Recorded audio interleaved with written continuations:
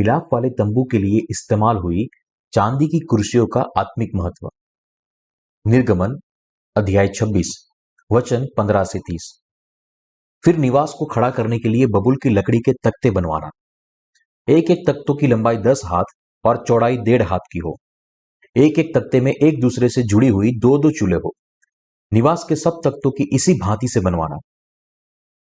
निवास के लिए जो तख्ते तू बनवाएगा उसमें से 20 तख्ते तो दक्षिण की ओर के लिए हो, और 20 तख्तों के नीचे चांदी की 40 कुर्सियां बनवाना, अर्थात एक एक तख्ते के नीचे उसके चूल्हों के लिए दो दो कुर्सियां। निवास की दूसरी ओर अर्थात उत्तर की ओर के लिए 20 तख्ते बनवाना, और उनके लिए चांदी की 40 कुर्सियां बनवाना, अर्थात एक एक तख्ते के नीचे दो दो कुर्सियां हो। निवास की पिछली ओर अर्थात पश्चिम की ओर के लिए 6 तख्ते बनवाना, और पिछले भाग में निवास के कोनों के लिए 2 तख्ते बनवाना, और ये नीचे से दो दो भाग के हो, और दोनों भाग ऊपर के सिरे तक एक एक कड़े में मिलाए जाए। दोनों तख्तों का यही रूप हो, ये दोनों कोनों के लिए हो, और 8 तख्ते हो, और उनकी चांदी की 16 कुर्सियां हो, अर्थात एक एक तख्त के नीचे दो दो कुर्सियां हो। फिर बबूल की लकड़ी के बेड़े बनवाना, अर्थात निवास के एक और के तख्तों के लिए 5, और निवास के दूसरी ओर के तख्तों के लिए 5 बेड़े, और निवास का जो भाग पश्चिम की ओर पिछले भाग में होगा उसके लिए 5 बेड़े बनवाना। बीच वाला बेड़ा जो तख्तों के मध्य में होगा वह तंबू के एक सिरे से दूसरे सिरे तक पहुंचे। फिर तख्ते को सोने से मढ़वाना, और उनके कड़े जो डंडे के घेरों में काम देंगे उन्हें भी सोने से बनवाना, और बेड़ों को भी सोने से मढ़वाना, और निवास को इस रीति खड़ा करना जैसा पर्वत तुझे दिखाया गया हो। तंबू के पट्टिए जहां परमेश्वर निवास करता था वह सोने से मढ़े हुए थे। तंबू के प्रत्येक पट्टिए को सीधे खड़े रखने के लिए परमेश्वर ने मूसा को 2 चांदी की कुर्सियां बनाने के लिए कहा था। प्रत्येक पट्टिए के नीचे 2 चांदी की कुर्सियां लगाने का आत्मिक मतलब निम्नलिखित है। बाइबल में सोना विश्वास को दर्शाता है जो कभी भी बदलता नहीं है। इन कुर्सियों को सोने से मढ़े पट्टिए के नीचे लगाई जाती थी, जिसका मतलब है कि परमेश्वर ने हमें 2 उपहार दिए हैं जो हमारे उद्धार की निश्चितता देता है। दूसरे शब्दों में इसका मतलब है कि यीशु ने बपतिस्मा लेकर और अपना लहू बहाकर हमारे उद्धार को परिपूर्ण किया। चोखे सोने के समान एक विश्वास को प्राप्त करने के लिए जो हमें परमेश्वर के लोग बनने और उसके राज्य में हिस्सा लेने के लिए योग्य बनाते, हमें यीशु के बपतिस्मा और उसके क्रूस से लहू पर विश्वास करना जरूरी है। पानी और आत्मा का सुसमाचार जो परमेश्वर ने हमें हमारे पाप मिटाने के लिए दिया है वह विश्वास का उपहार है जो हमारे लिए बहुत ही आवश्यक है।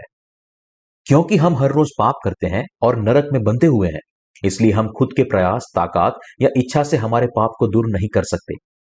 हमारे सारे पाप मिटाने के लिए हमारे खुद के सामर्थ्य पर भरोसा करने के बजाय हमें केवल पानी और आत्मा के सुसमाचार पर विश्वास करना चाहिए, और केवल तभी हम हमारे पापों से बच सकते हैं। हमारे लिए कृतज्ञता पर विश्वास करना सही है जो प्रभु ने हमें पानी और आत्मा के सत्य के द्वारा उद्धार के उपहार के रूप में दिया है। जब हम सुसमाचार के 2 घटकों से बने उद्धार पर विश्वास करते हैं और हमारे विश्वास को देखते हैं, तब परमेश्वर हमें अपनी संपूर्ण प्रजा बनाते हैं। और इसलिए यदि अभी भी आपके हृदय में कोई भी पाप है तो आपको पानी और आत्मा के सुसमाचार पर विश्वास करने के द्वारा संपूर्ण रीति से उद्धार पाना चाहिए जो परमेश्वर ने हमें वचनों के लिए अपने उपहार के रूप में दिया है। इस संसार में रहने वाले बहुत सारे लोग परमेश्वर की निज प्रजा बनना चाहते हैं। परमेश्वर की प्रजा बनने के लिए सबसे पहले हमें परमेश्वर से वचन के प्रकाश को प्राप्त करना होगा और इस रीति से खुद की जांच करनी चाहिए। फिर हम देख पाएंगे कि हम सब पापी हैं जिनके पास विरोध करने के लिए कुछ भी नहीं है। फिर भले ही हमें हमारे पापों के लिए दंड दिया जाए, हम वो लोग हैं जो हर दिन व्यवस्था के विरुद्ध में पाप करते हैं। हमारा वास्तविक व्यक्तित्व ऐसा है कि हम हमारे जीवन को अनैतिकता के पाप में व्यतीत करते हैं और न्याय का इंतजार करते हैं। यदि ऐसा है तो हम कैसे परमेश्वर के लोग बन सकते हैं? इस प्रकार हम उद्धार के 2 उपहार को प्राप्त करने की जरूरत को समझ पाए हैं जिसे परमेश्वर ने हमें अपनी निज प्रजा बनने के लिए दिया है। हमारे लिए प्रभु उद्धार करता है जिसने नीले, बैंगनी और लाल कपड़े और बटी हुई सनी के कपड़े से हमारे पापों को मिटाया है। यीशु ने यूहन्ना बपतिस्मा देने वाले से लिया हुआ बपतिस्मा और क्रूस पर बहाए हुए उसके लहू ने संपूर्ण रीति से हमें परमेश्वर के सारे पापों से बचाया है। यह दो तत्व हमारे उद्धार के लिए महत्वपूर्ण है। इसलिए कोई भी व्यक्ति इस सत्य पर विश्वास किए बिना परमेश्वर की प्रजा नहीं बन सकता। परमेश्वर ने हमें दिए हुए उद्धार के इस दो उपहार के द्वारा हम वास्तव में उसकी प्रजा बन सकते हैं। हम परमेश्वर की संतान बने हैं, उसका हमारे अच्छे कार्यों से कोई लेना देना नहीं है। हमने उद्धार पाया है और हमारे सारे पापों से और दंड से छुटकारा पाया है। वह केवल यीशु के बपतिस्मा और लहू बहाने के कार्यों के द्वारा संभव हुआ है। दूसरे शब्दों में, पानी और आत्मा के सुसमाचार पर विश्वास करने के द्वारा हम परमेश्वर की संतान बने हैं। हमारा विश्वास जो चोखे सोने जैसा है, वह इन उपहारों को प्राप्त करने के द्वारा स्थापित हुआ है। मिलाप वाले तंबू को बनाते समय परमेश्वर ने प्रत्येक पटिये के नीचे दो चांदी की कुर्सियां लगाई। यह सत्य हमें बताता है कि यीशु मसीह इस पृथ्वी पर आया, यूहन्ना बपतिस्मा देने वाले से यरदन नदी में बपतिस्मा लिया और इन पापों को क्रूस तक ले जाने के द्वारा पाप का दंड सहा और उस पर मर गया। बपतिस्मा जो यीशु ने लिया था और लहू जो यीशु ने क्रूस पर बहाया था, वह पाप की माफी का उपहार है। आपको और मुझे जो इस युग में जी रहे हैं, उन्हें अपने पापी स्वभाव के बारे में जानना चाहिए। और जो लोग परमेश्वर के सामने खुद को जानते हैं, उन्हें समझना चाहिए कि क्योंकि प्रभु वास्तव में इस पृथ्वी पर आया था, यूहन्ना बपतिस्मा देने वाले से बपतिस्मा लेने के द्वारा उनके पापों को ले लिया था और क्रूस पर मरा था, इसलिए उसने उन्हें उनके पाप और दंड से बचाया है। जब हम इस प्रकार उद्धार के उपहार पर विश्वास करते हैं और हमारे पापों की माफी प्राप्त करते हैं, तब हम परमेश्वर के सामने उनकी खुद की संतान बनते हैं। क्योंकि प्रभु ने हमें अपने बपतिस्मा और क्रूस पर बहाए हुए लहू के द्वारा बचाया है, इसलिए हमने हमारे पापों से छुटकारा पाया है। यदि उसने ऐसा नहीं किया होता, तो फिर हम खुद से कभी भी पाप से मुक्त नहीं हो पाते। इसलिए हमें विश्वास करना है और अंगीकार करना है कि यह 100% परमेश्वर का अनुग्रह है कि आप और मैं परमेश्वर की प्रजा और धर्मी लोग बन पाए हैं। मिलाप वाले तंबू की चांदी की कुर्सियां हमें दिखाती है कि हमारे पापों की माफी पूर्ण रूप से परमेश्वर का उपहार है, जिसे नीले, बैंगनी और लाल कपड़े के द्वारा परिपूर्ण किया गया है। क्योंकि परमेश्वर ने नीले, बैंगनी और लाल कपड़े से हमें उद्धार का उपहार दिया है, इसलिए हम विश्वास से पूरी तरह बचाए गए हैं। जो लोग मन के दिन हैं, केवल वे ही नीला, बैंगनी और लाल कपड़े के द्वारा परमेश्वर के उद्धार को प्राप्त करने के लिए योग्य है। जो लोग अपने आप के लिए दुखी होते हैं, केवल वे लोग ही नरक के लिए नियोजित है और वे लोग ही परमेश्वर के द्वारा दिए गए उद्धार के उपहार को प्राप्त कर सकते हैं। जो लोग नीले, बैंगनी और लाल कपड़े और बटी हुई सनी के कपड़े में प्रकट हुए सत्य पर, पानी और आत्मा के उपहार पर विश्वास करता है, जो परमेश्वर पिता ने यीशु मसीह के द्वारा दिया है, वे लोग परमेश्वर की संतान बनने के लिए अपने सारे पापों से उद्धार पा सकते हैं। जो लोग प्रभु के द्वारा दिए गए उद्धार के उपहार को प्राप्त करते हैं, केवल वे लोग ही परमेश्वर की आशीष का आनंद उठा सकते हैं। यह वो योग्यता है जो केवल उन लोगों के द्वारा प्राप्त की जा सकती है जो जानते हैं कि वे नरक से बंधे हुए हैं और परमेश्वर से उसकी दया की मांग करते हैं। यही मामला है। हम हमारे सारे पापों से बच गए हैं, उसका कारण है उद्धार का उपहार जो परमेश्वर ने हमें दिया है। इसलिए इफिसियों अध्याय 2 वचन 8 कहता है, अनुग्रह से ही तुम्हारा उद्धार हुआ है। हम परमेश्वर की संतान बने हैं क्योंकि हमने उद्धार के इस उपहार पर विश्वास किया है। तो फिर हमारे पास घमंड करने के लिए क्या है? घमंड करने की बात तो बहुत दूर रही। हम केवल परमेश्वर की स्तुति कर सकते हैं, अंगीकार कर सकते हैं कि हमने खुद को नहीं बचाया, लेकिन परमेश्वर ने बचाया है। खुलकर कहूं तो, यदि परमेश्वर ने हमें नीले, बैंगनी और लाल कपड़े और बटी हुई सनी के कपड़े से नहीं बचाया होता, तो हम कभी भी नहीं बच पाते। नीले, बैंगनी और लाल कपड़े और बटी हुई सनी के कपड़े में जो सत्य निहित है, वह पानी और आत्मा के सुसमाचार के सामर्थ्य से बना है। यह उद्धार के सत्य को प्रकट करता है कि यीशु मसीह इस पृथ्वी पर पैदा हुए, यूहन्ना से यरदन नदी में बपतिस्मा लेने के द्वारा मनुष्य जाति के सारे पापों को एक ही बार में हमेशा के लिए खुद पर उठाया, क्रूस पर मरा और मृत्यु से फिर जीवित हुआ। क्योंकि परमेश्वर ने हमें जिस अनुग्रह से बचाया है वह इतना संपूर्ण है, इसलिए यहां हमें जो देह और आत्मा में अपर्याप्त है, उन्हें विश्वास के द्वारा संपूर्ण करने के लिए परमेश्वर के राज्य के खंभों की तरह ऊंचा उठाने के लिए और हमें उसके राज्य के लोग में तब्दील करने के लिए काफी है। क्या आप यीशु पर विश्वास करने के बाद भी यह नहीं जानते कि आप कौन हैं? इन दिनों केबल या सैटेलाइट टीवी के द्वारा देखने के लिए सैकड़ों चैनल उपलब्ध है। दिन में 24 घंटे कार्यरत यह चैनल अपने खास कार्यक्रम को लाते हैं और निरंतर उसका प्रसारण करते हैं। इन चैनलों में सबसे ज्यादा सफल विज्ञापन की खास चैनल है वयस्क लोगों की चैनल। ऐसे बहुत सारी वयस्क चैनल है जहां केवल चैनल बदलने से हर प्रकार की अश्लील सामग्री देखने के लिए उपलब्ध है। परिणाम स्वरूप इस युग के बहुत सारे लोग इस प्रकार की अश्लील फिल्मों में लिप्त हो चुके हैं। उससे भी बुरी बात यह है कि ऐसे लोग इस प्रकार के व्यभिचार के कामों को पाप नहीं मानते। हालांकि बाइबल मनुष्य के मन से निकलने वाले परस्त्रीगमन, व्यभिचार और अश्लीलता को स्पष्ट रूप से पाप मानता है। तो फिर क्या हम सब पाप से भरे हुए नहीं है? परमेश्वर बार बार यह कहता है कि हमारा वास्तविक स्वभाव पापी है। पाप की मजदूरी तो मृत्यु है। इसलिए जब पाप बढ़ जाता है तब वह मृत्यु को लेकर आता है। लेकिन क्या हम वास्तव में इसका स्वीकार करते हैं? क्या हम अपनी आंखें बंद करके और अपने कानों को ढक कर हमारे पापी स्वभाव से भाग सकते हैं?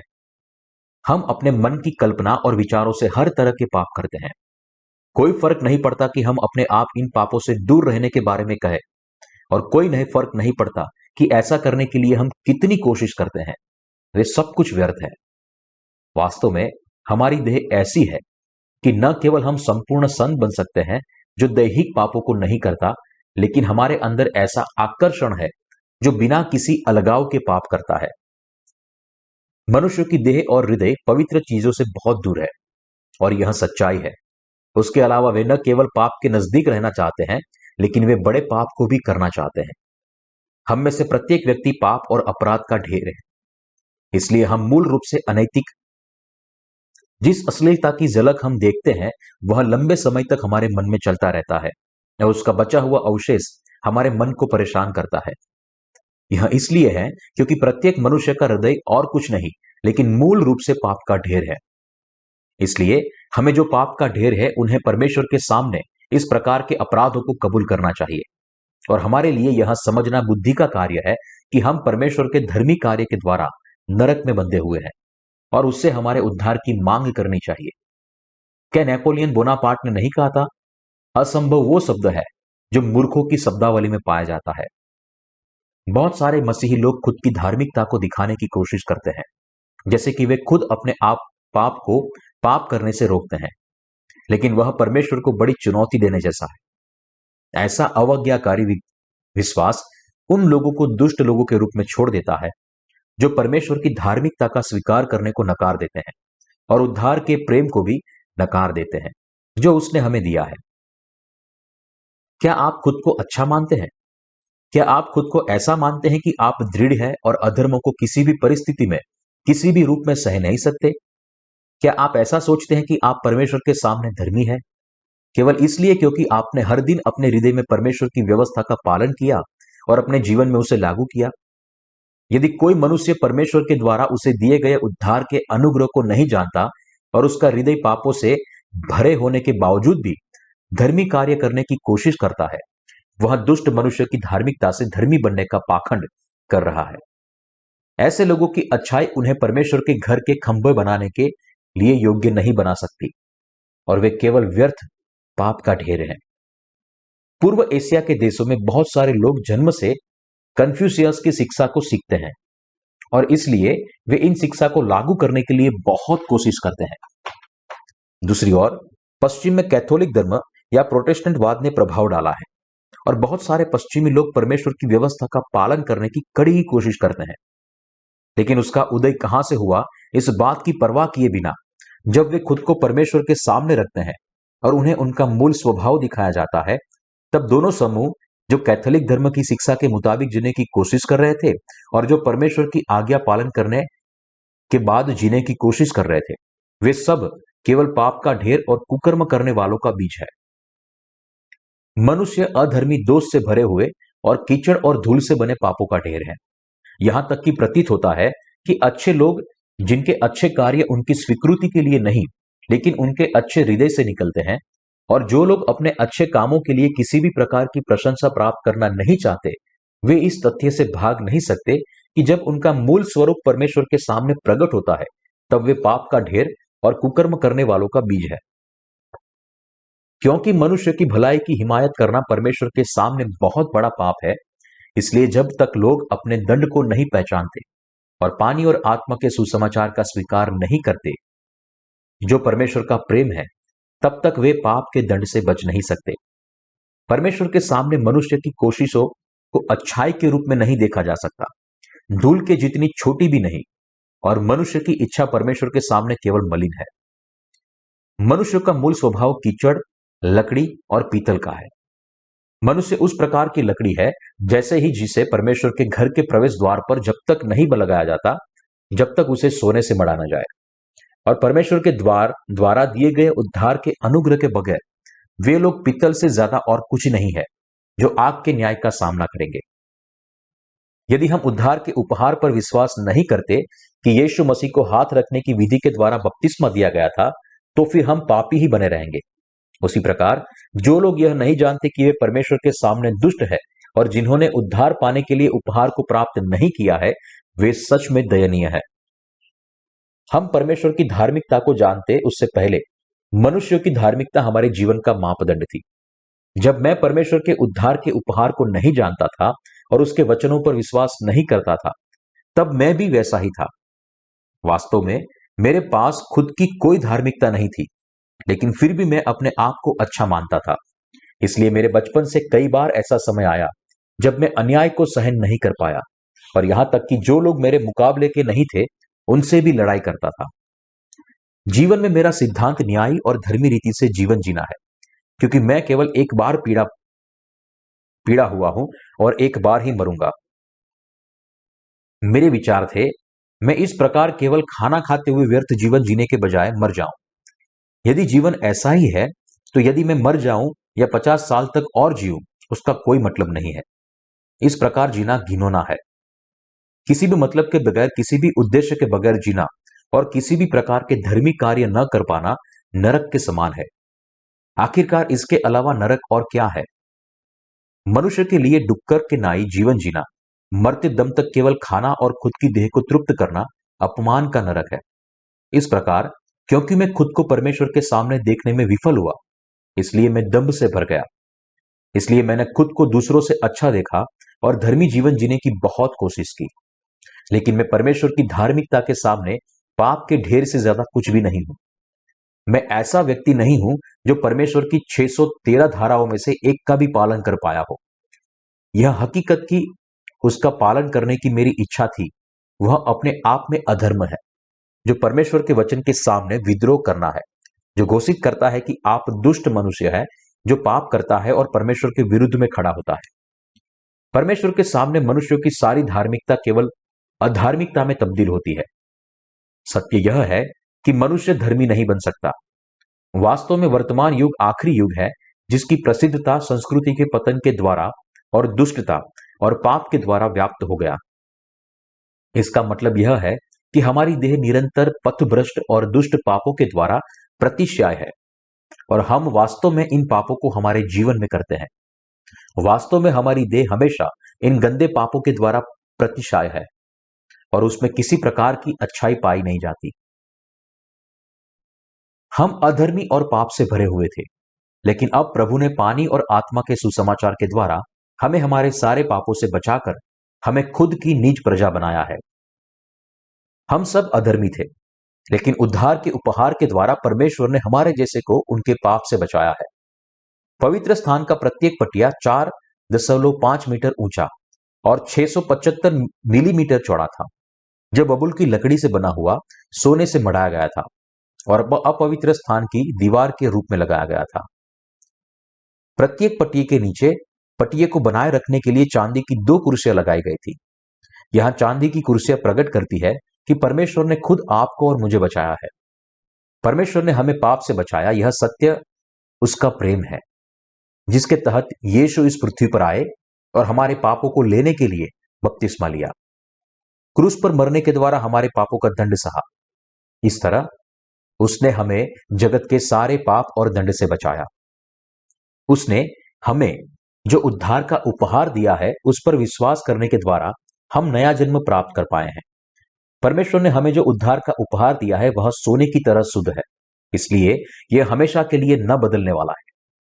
प्रभु ने हमें जो उद्धार दिया है वह यीशु के बपतिस्मा और लहू से बना हुआ है, और इसने पूरी तरह से और स्पष्ट रीति से हमारे सारे पापों को मिटा दिया है। प्रभु ने हमें हमारे सारे पापों से बचाया है, इसलिए आप और मैं पूरी तरह से उन पापों से छुटकारा पा चुके हैं जो हमने अपने मन, अपने विचार और हमारे वास्तविक कर्मों के द्वारा किए थे।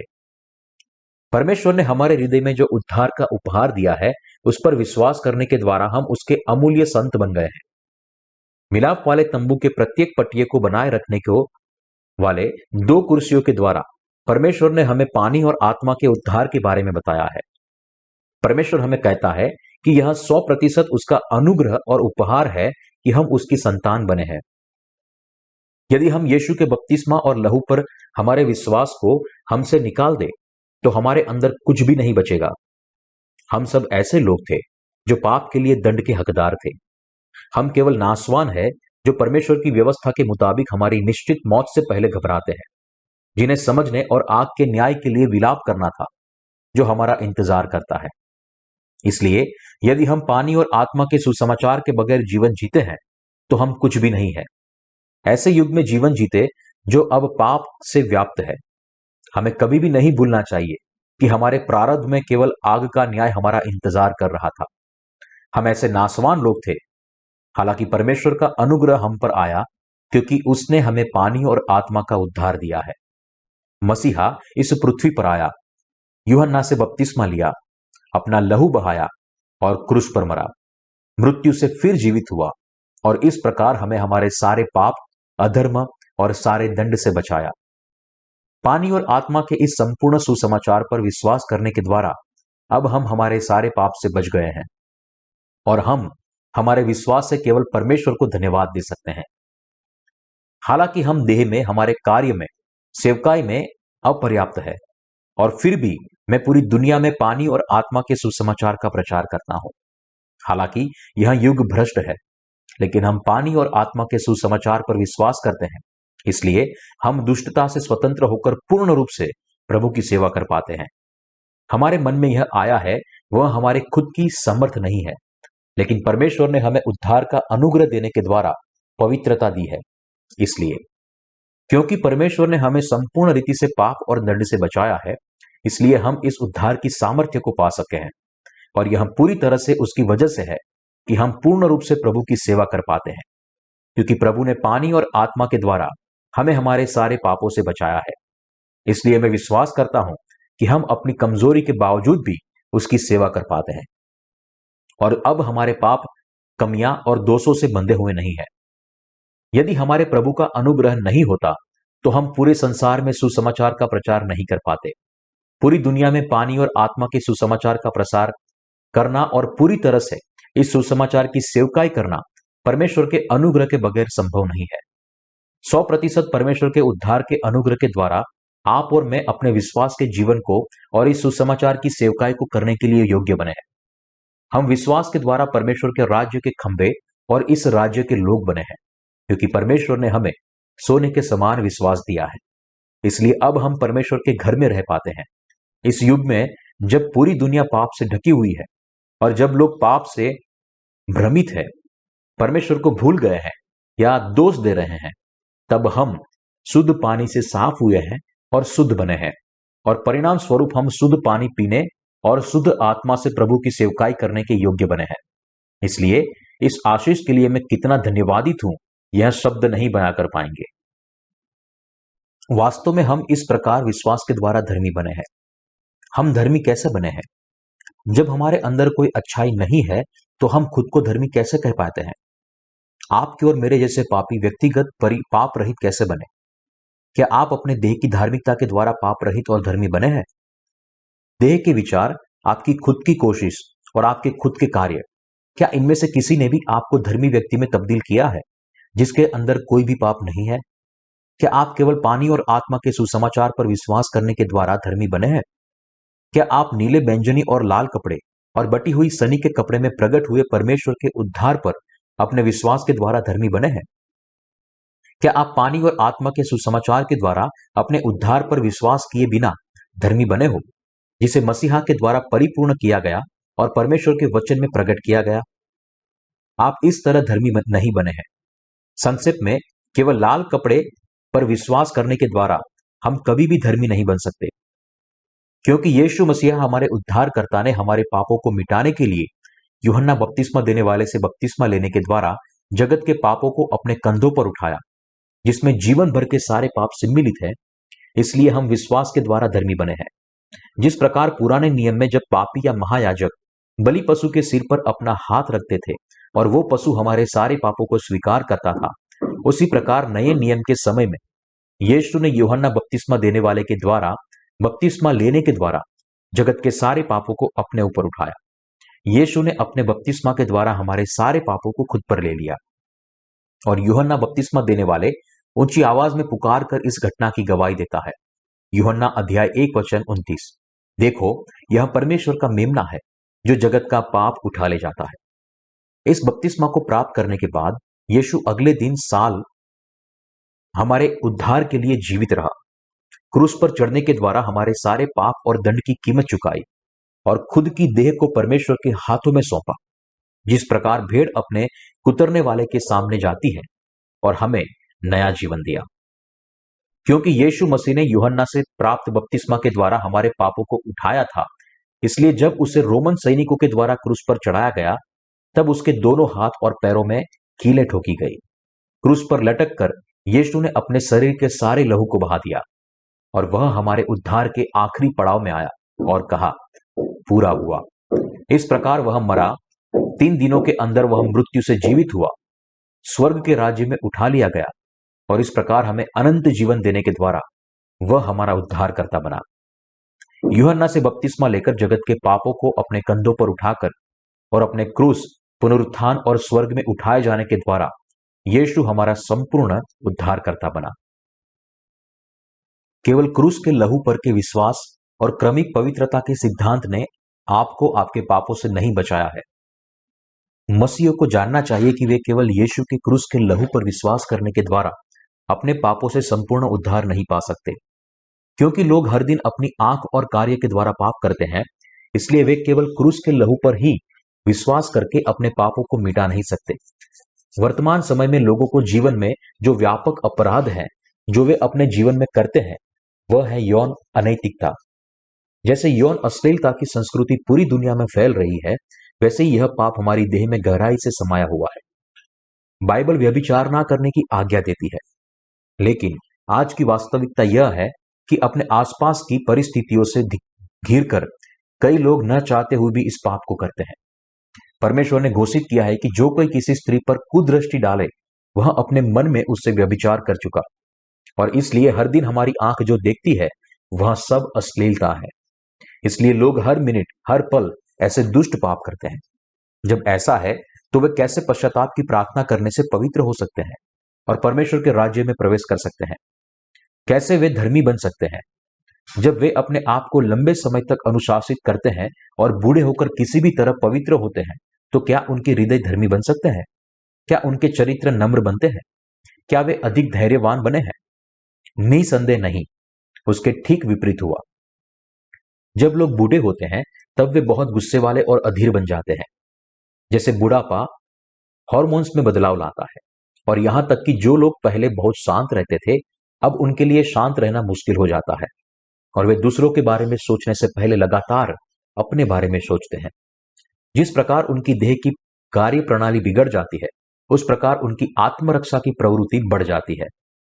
इसलिए जब हम बूढ़े होते हैं तब हम एक बच्चे के जैसे बन जाते हैं।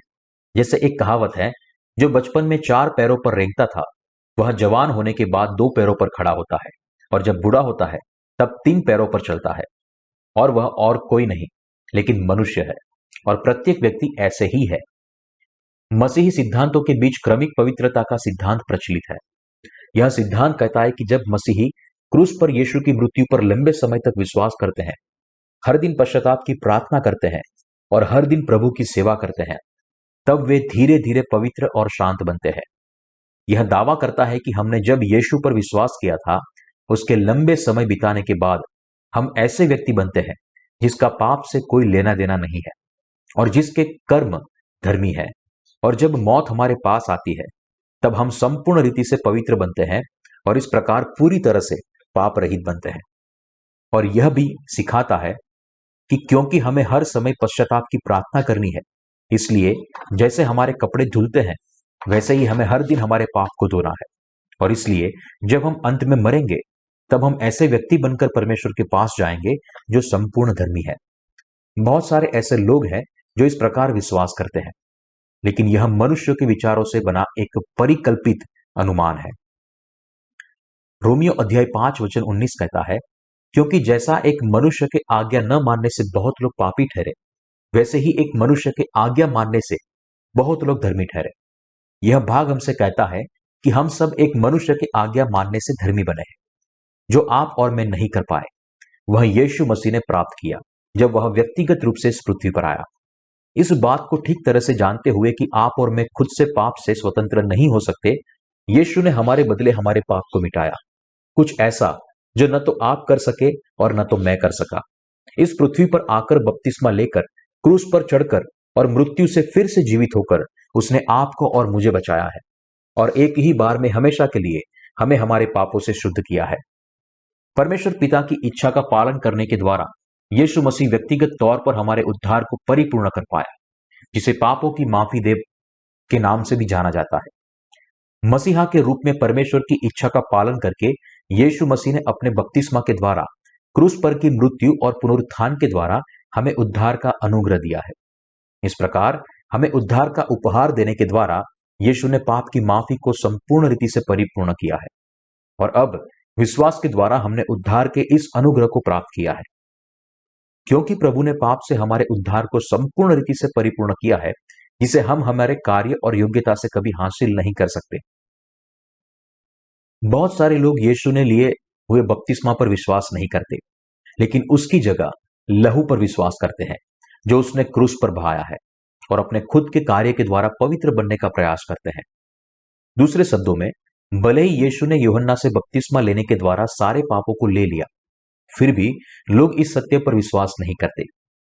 मत्ती का अध्याय 3 हमें कहता है कि यीशु ने अपने सार्वजनिक जीवन में सबसे पहले जो किया वह था यूहन्ना से बपतिस्मा लेना। यह सत्य चारों सुसमाचार के द्वारा अभी प्रमाणित है।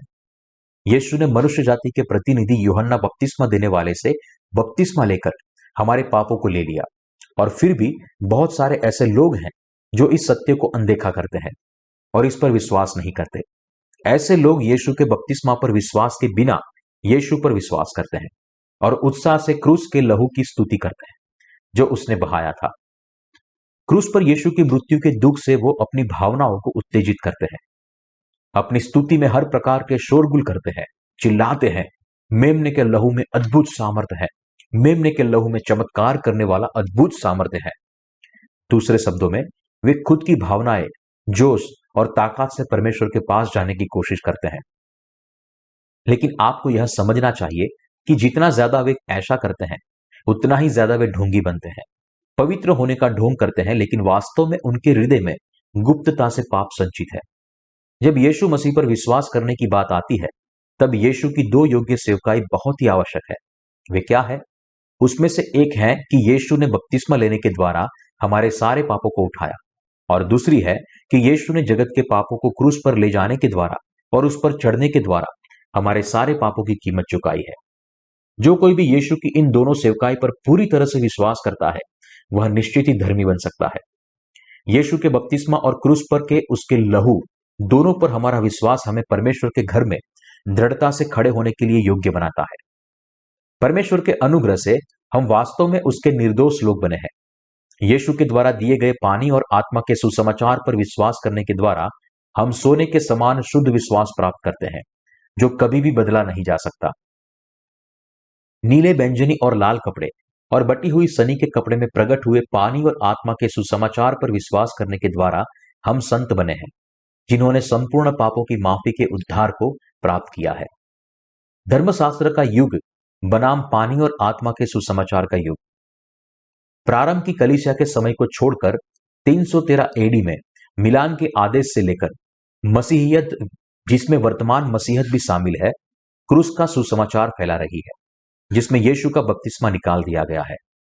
प्रारंभ के समय से लेकर 313 एडी तक, जिसने मसीहियत को नए रोम धर्म के रूप में प्रमाणित किया। मसीहियत पानी और आत्मा का सुसमाचार फैला रही थी, लेकिन बाद में रोमन कैथोलिक कलीसिया ने धार्मिक प्रभुत्व हासिल किया। उसके बाद शुरुआती 14 शताब्दी से मनुष्य के बनाए हुए विचार को केंद्र में रखने वाली और मनुष्य जाति के पुनर्स्थापना की बुलाहट की संस्कृति की शुरुआत हुई।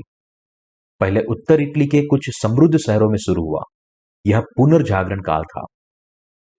16 शताब्दी तक यह संस्कृति जो इटली तक सीमित थी, वह पश्चिमी दुनिया में फैलना शुरू हो गई और विद्वान जिन्होंने मानववादी मनुष्य के द्वारा निर्मित तत्व ज्ञान का अभ्यास किया था, उन्होंने धर्म विज्ञान का अभ्यास शुरू किया। अपने विचार में बाइबल की व्याख्या करने के द्वारा उन्होंने मसीही सिद्धांतों का निर्माण करना आरंभ किया, लेकिन क्योंकि वे सत्य को नहीं जानते थे, इसलिए वे बाइबल को पूरी तरह से नहीं समझ सकते थे। इसलिए जो वे अपनी बुद्धि से नहीं समझ सकते थे, उन्हें वे अपने सांसारिक ज्ञान और विचार से सम्मिलित करने लगे। इस प्रकार उन्होंने खुद से मसीही सिद्धांतों का निर्माण किया।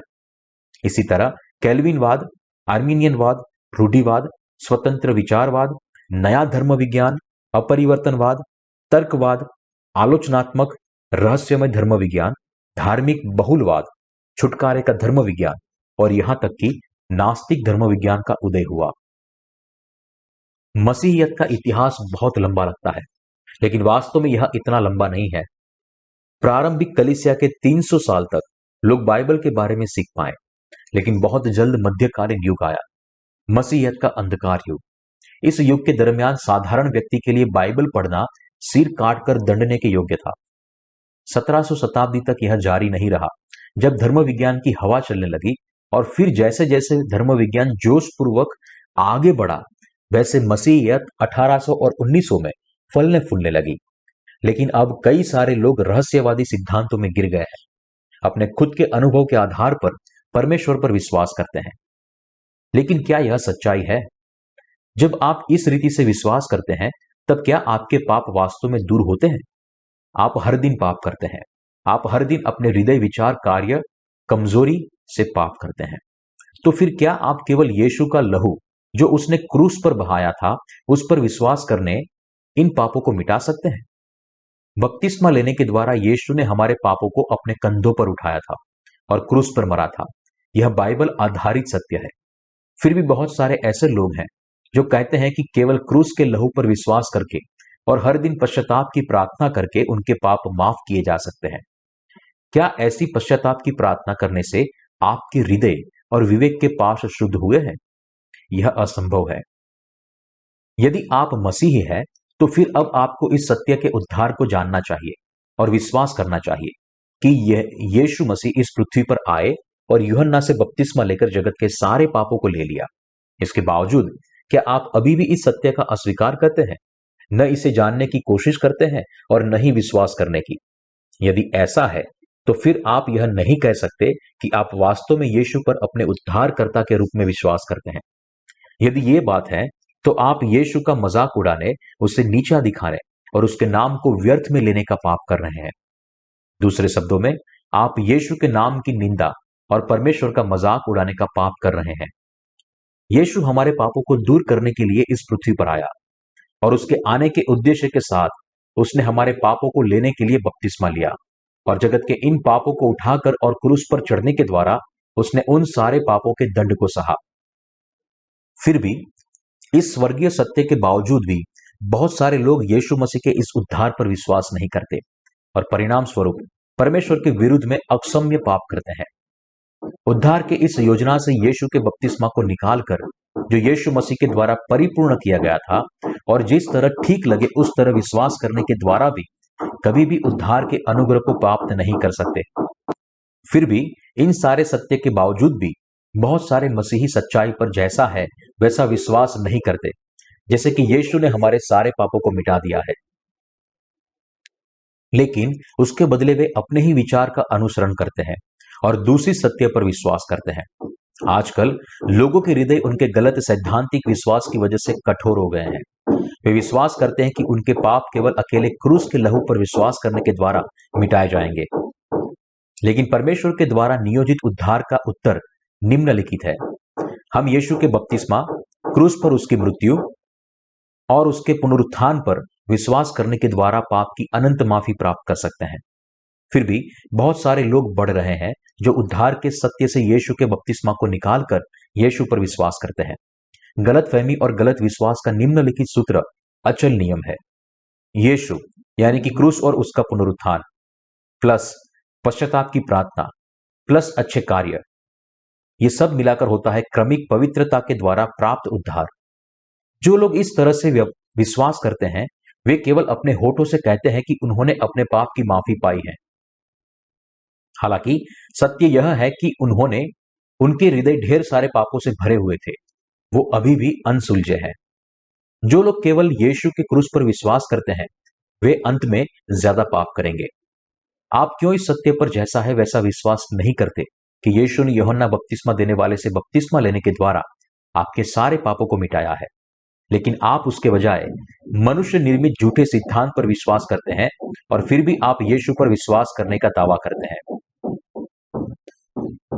आपको यह वास्तविकता समझना चाहिए कि बबुल की लकड़ी से बने मिलाप वाले तंबू के प्रत्येक पटिये में 2 चूल बाहर की ओर लगाई गई थी और उसके नीचे पटिये को अपनी जगह बनाए रखने के लिए 2 चांदी की कुर्सियां लगाई गई थी। पानी और आत्मा का सुसमाचार संपूर्ण सत्य है। जब हम तंबू के आंगन के द्वार को खोलते हैं और आंगन में प्रवेश करते हैं तब हम सबसे पहले होम बलि की वेदी और पीतल की हौदी को देखेंगे। होम बलि की वेदी किस प्रकार की जगह है? यह वो जगह है जहां होम बलि को अर्पण किया जाता है। यह वो जगह है जहां उस बलि पशु को अर्पण किया जाता है जिसने इज़राइल के लोगों के पापों का दंड उठाया है। हौदी किस प्रकार की जगह है? यह वो जगह है जहां देह को साफ किया जाता है। दूसरे शब्दों में यह वो जगह है जहां पाप से दूषित हुए हृदय को साफ किया जाता है। जब हम विश्वास से इस प्रक्रिया से गुजरते हैं केवल तभी हम तंबू का पर्दा खोल सकते हैं और परमेश्वर के घर में प्रवेश कर सकते हैं, उससे पहले नहीं। तंबू के द्वार का पर्दा नीले, बैंगनी और लाल कपड़े और बटी हुई सनी के कपड़े से बना था। इसे सारी बारीक सनी के कपड़े और नीले, बैंगनी और लाल कपड़े को बुनाकर बनाया गया था। परमेश्वर के राज्य में प्रवेश करने के लिए हमें इस सत्य पर विश्वास करना ही चाहिए। हम केवल तब परमेश्वर के राज्य में प्रवेश कर सकते हैं जब हमारे पास नीले, बैंगनी और लाल कपड़े में प्रकट हुए यीशु की सेवकाई पर विश्वास हो। यीशु इस पृथ्वी पर आया और नीले, बैंगनी और लाल कपड़े को परिपूर्ण किया।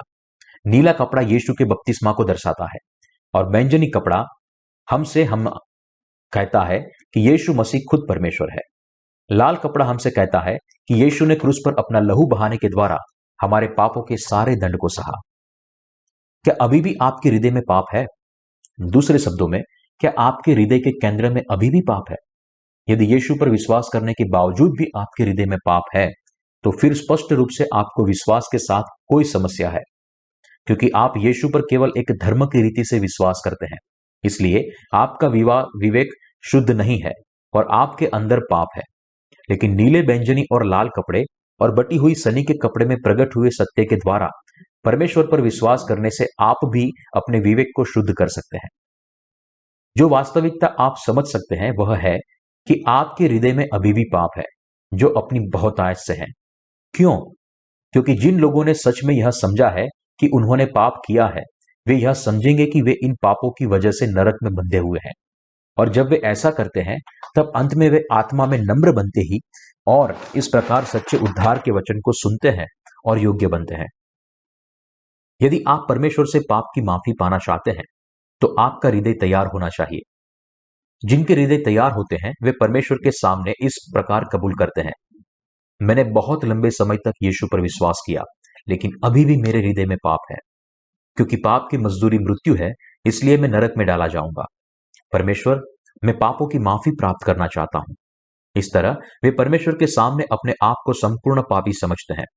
जो लोग परमेश्वर के वचन को समझते हैं, जो लोग विश्वास करते हैं कि परमेश्वर के जैसा कहता है वैसा ही परिपूर्ण हुआ है, यह और कोई नहीं लेकिन वे लोग हैं जिनके हृदय तैयार है।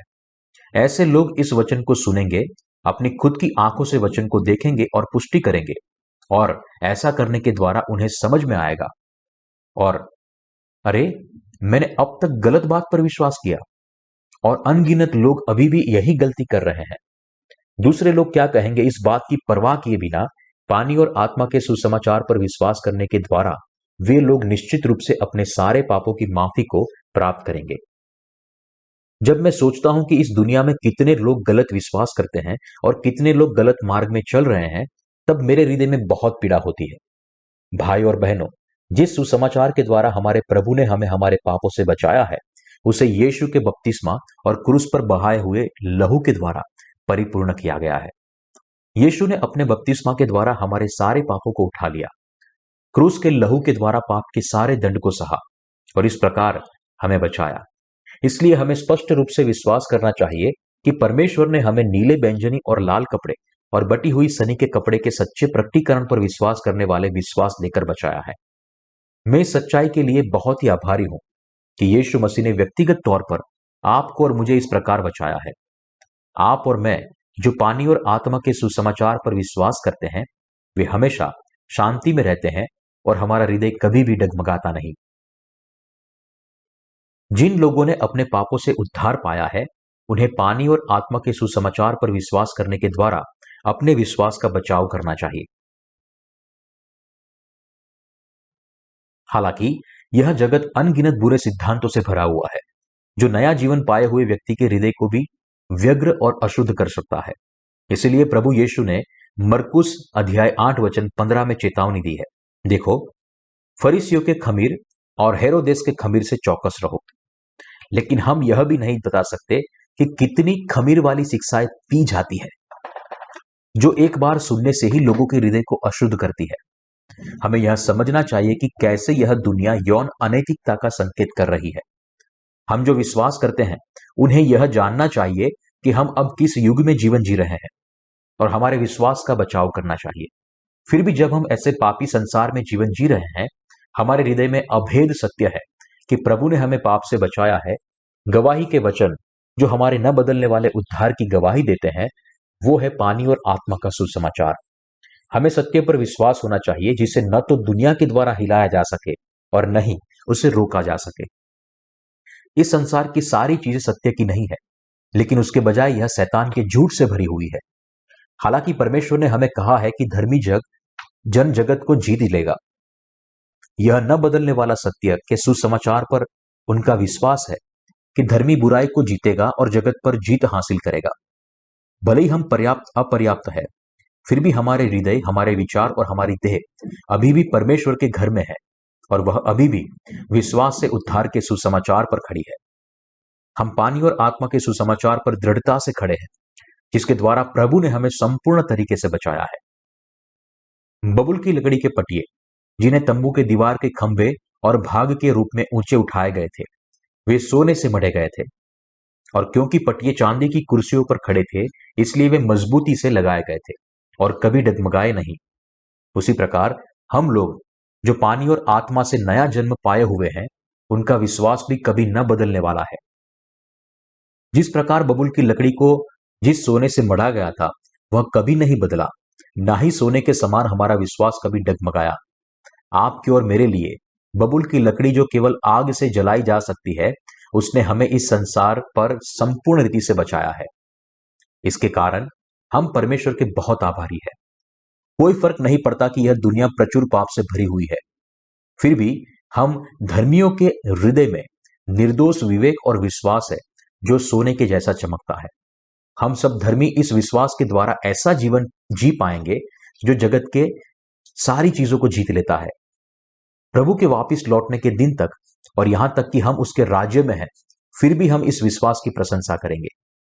हम हमेशा प्रभु की स्तुति करेंगे जिसने हमें बचाया है, और हमारे परमेश्वर की स्तुति करेंगे जिसने हमें यह विश्वास दिया है। हमारे सच्चे विश्वास को किसी भी परिस्थिति में हिलाया नहीं जा सकता, क्योंकि यह चट्टान पर बना हुआ है। इसके बाद से जब तक हम परमेश्वर के सामने खड़े नहीं होते, तब तक इस पृथ्वी पर जीवन जीते हमारे साथ जो कुछ भी हो, लेकिन हम विश्वास के द्वारा हमारे हृदय की रक्षा करेंगे। यहां तक कि संसार में सब कुछ नाश हो जाए, और चाहे यह संसार पाप में डूब जाए, यहां तक कि यह संसार सदोम और अमोरा से भी बुरा बन जाए, हम इस संसार का अनुसरण नहीं करेंगे, लेकिन हम परमेश्वर पर विश्वास करेंगे। हम उसकी धार्मिकता की खोज करेंगे और हम निरंतर यीशु के उद्धार की दो सच्चाई का प्रसार करेंगे, जो परमेश्वर का सच्चा अनुग्रह है। मैं परमेश्वर के अनुग्रह के द्वारा पूर्ण रूप से विस्मित हूं कि कैसे हमने पानी और आत्मा के सुसमाचार पर विश्वास किया, हम किस प्रकार इस सुसमाचार को जान पाए और विश्वास कर पाए, और हम किस प्रकार परमेश्वर के कार्य को कर पाए, उसके लिए मैं बहुत ही ज्यादा आभारी हूं। जिस प्रकार पानी और आत्मा का सुसमाचार परमेश्वर का अनुग्रह है जो उसने हमें मुफ्त में दिया है, इसलिए हम परमेश्वर को केवल हमारे विश्वास के द्वारा धन्यवाद दे सकते हैं और उसके वापस लौटने के दिन तक इस सुसमाचार का प्रसार कर सकते हैं। हमें यह सत्य देने के लिए मैं परमेश्वर का धन्यवाद करता हूं।